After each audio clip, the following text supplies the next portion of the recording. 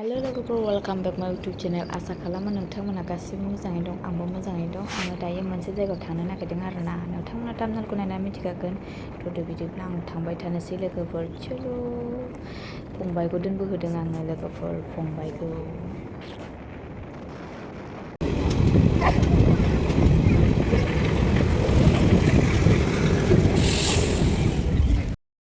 उदालगुरि मोनफैबाय कन्सिता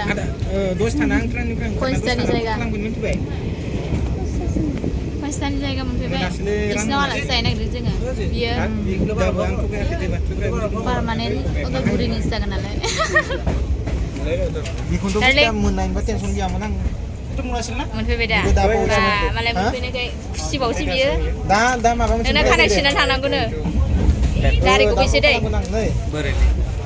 दारिखौबो मिया बायदि नुगायोना बेखौ गोलाव लाबाथाय नुवाहाय नुवा जोंना बर' सेंग्रा खावखौलाय बहाना लोगोफोर मोनफैबाय नो फाइनालि लोगोफोर उदालगुरि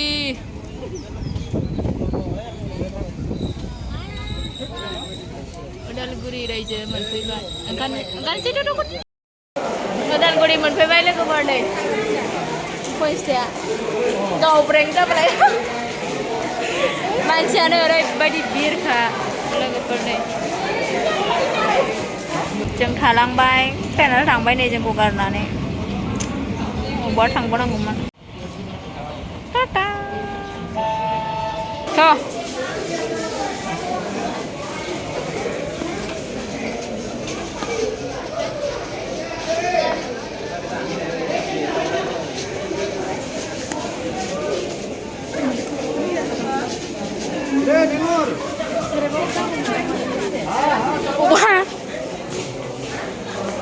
जिरायनो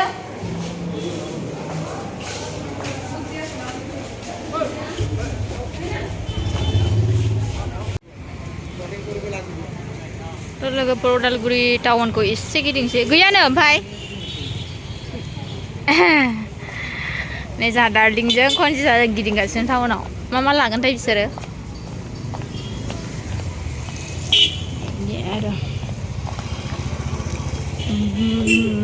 बड'लेण्ड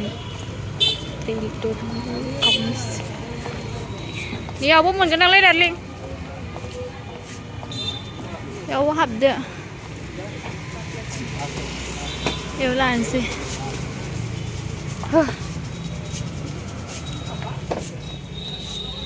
फैदो सिगाङाव मोनागुलायबाय जोंखौ लांफैग्राफ्रानो अयनाय खालामखाबाय जोंखौ कन्सिताखौ लांबाय गलांगोनहाय कन्सिताखौ होनदां गलांगोन होननानै